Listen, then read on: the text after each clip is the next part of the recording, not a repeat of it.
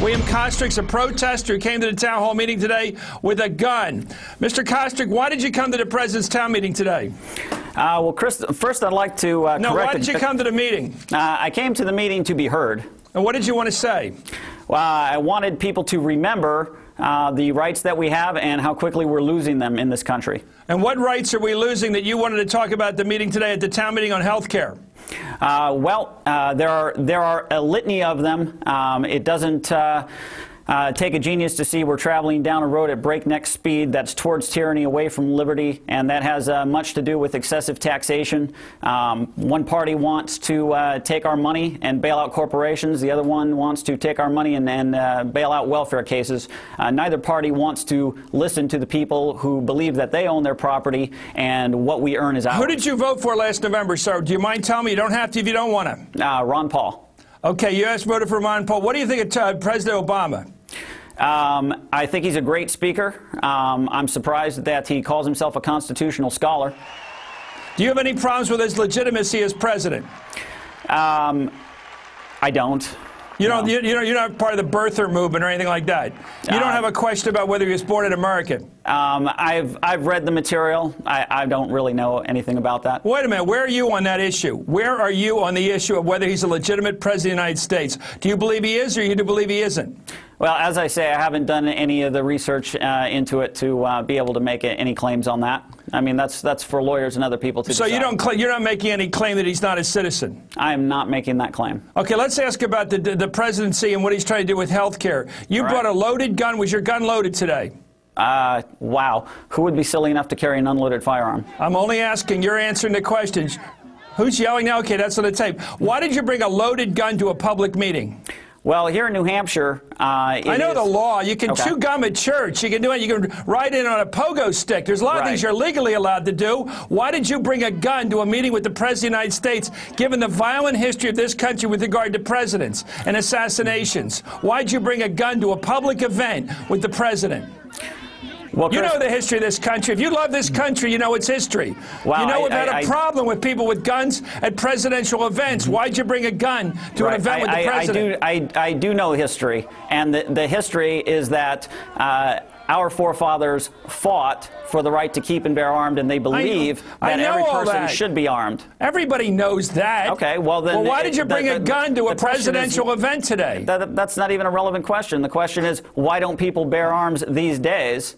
Okay, let's ask. Okay, you brought a sign that said the tree of liberty has to be watered with the blood of tyrants, and you're carrying a goddamn gun at a presidential event. I think those things make people wonder what you're about. Right. The sign didn't say anything about blood. Of course, what did it say? It's time to water the tree of liberty. And where did that come from? That line? It's a quote from Thomas Jefferson. And what's the rest of the line? No, the rest of the line is for people to look up. It's not a soundbite. They need to understand the context. What's the rest of the line from Jefferson?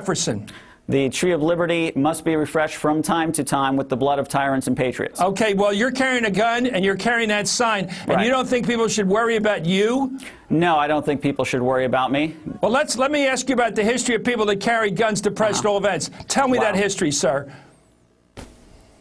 Are you speaking of a particular event? I'm talking about people who bring guns to presidential events in history. Tell me their history. I'll tell you this, Chris. We just started new history. I was there today. Oh, you started new history. There was a peaceful rally. No one was injured. No one on our side was alarmed. People in New Hampshire are used to seeing firearms. No one from New Hampshire was alarmed. Maybe some of the people they bust in from Massachusetts were alarmed, but we're not really concerned about them. What is wrong with the people from Massachusetts?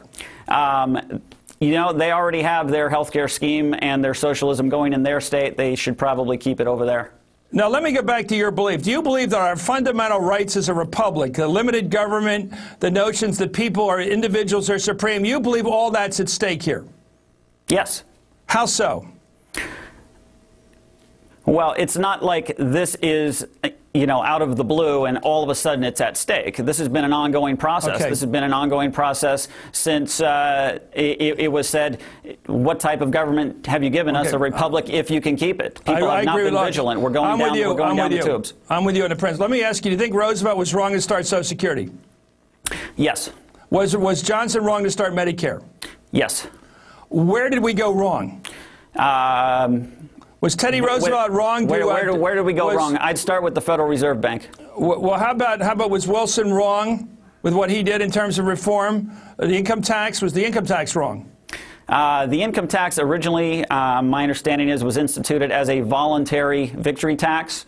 No, it was instituted as an amendment to the Constitution, direct taxation. Right. You were against that too. Yeah, that was later on. That came later on. Well, it came under Wilson. Do you think that was wrong? That was part of the loss of our republic. It would be. There are better ways to do things. Okay, yes. so we've been on a slippery slope to the loss of our republic, and therefore you brought a gun to a meeting the president held today on health care.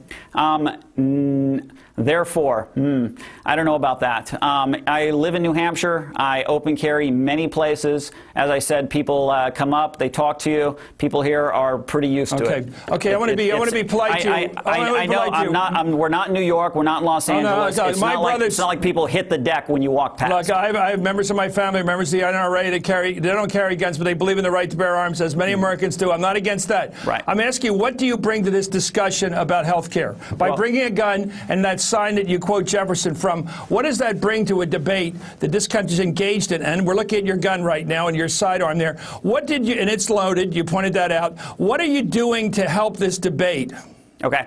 Well, sometimes when people are mired in their position, you can try to pull them out of it a little bit, but sometimes if you show the other end of it, you can pull them a little bit in your direction. Clearly, right. I'm not advocating violence. Clearly, no violence took place today. Well, what are you advocating? Well, I'm advocating an informed society, an armed society, a polite society. That's all there is to it. John Lott has a great study, University of Chicago, More Guns, Less Crime, and people should read it. Okay, well, thank you very much for coming on the show. I think you speak in a different way than most people. I think what the trouble is, you alarm many people to believe that when you bring a gun, violence might be afoot, because they associate a gun with violence and they associate a gun with force. But you say you're not interested in using force to get your way politically. You say that. For me, you're not using force. No, a firearm is a defensive tool. So bringing a show of force to a political debate was not meant as a violent act? Not at all. It was meant as a what? What kind of a demonstration was it? Just to get it clear, and I want to let you leave now. It's just another point. If you don't exercise your rights, you will lose them. Do you think if there were 1,000 people today all armed, that would have been a safer crowd? Absolutely. If everybody had a gun?